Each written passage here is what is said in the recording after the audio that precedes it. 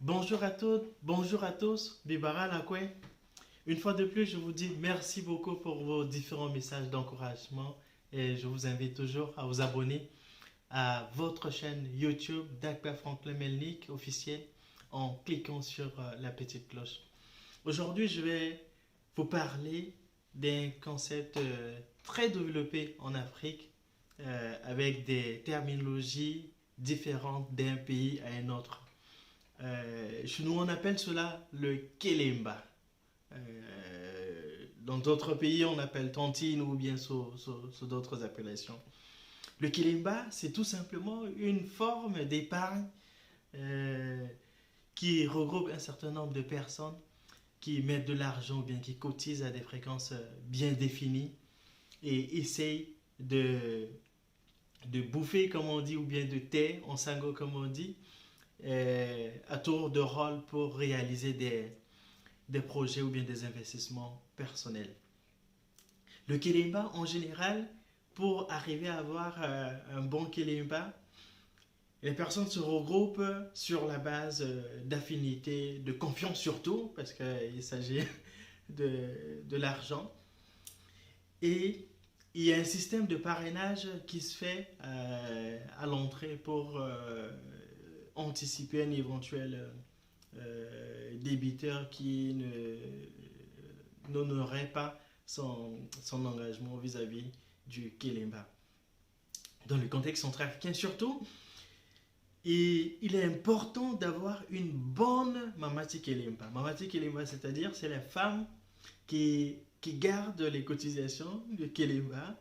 Et en général, le choix se porte sur une personne qui, a priori, a une bonne moralité, une bonne probité pour garder les fonds, même si ce n'est pas toujours le cas. Et donc, du coup, il faut avoir une bonne Mamati Kelimba qui est chargée de garder les fonds et de remettre à la personne qui touche à son tour, ainsi de suite. La problématique du Kelimba nous enseigne un peu sur le faible taux de bancarisation en Afrique en général et plus particulièrement en Centrafrique et surtout d'une crise de confiance entre les établissements de crédit, les institutions de microfinance, je veux dire les banques, les établissements de microfinance et les salariés. Et on parle souvent de finances inclusives. Malheureusement, ce n'est pas toujours évident d'inclure cette catégorie de personnes dans le circuit bancaire classique, même si à travers l'inclusion financière, ils devraient avoir accès à des services financiers à des coûts très très bas. Donc c'est un appel aux établissements de crédit, les banques, les établissements de microfinance, de développer des mécanismes pour attirer cette catégorie d'activité. Je vous assure qu'il y a des montants absolument fous qui circulent entre les mains des personnes via cette activité. Et aller vers ces personnes-là et leur proposer des services adéquats pour les intégrer dans le circuit bancaire ou bien le circuit financier classique. Et ce faisant, je pense que le taux de bancarisation va monter progressivement en flèche. Et voilà. Donc, Kelimba, on peut faire le Kelimba en étant salarié, en étant entrepreneur, en étant commerçant.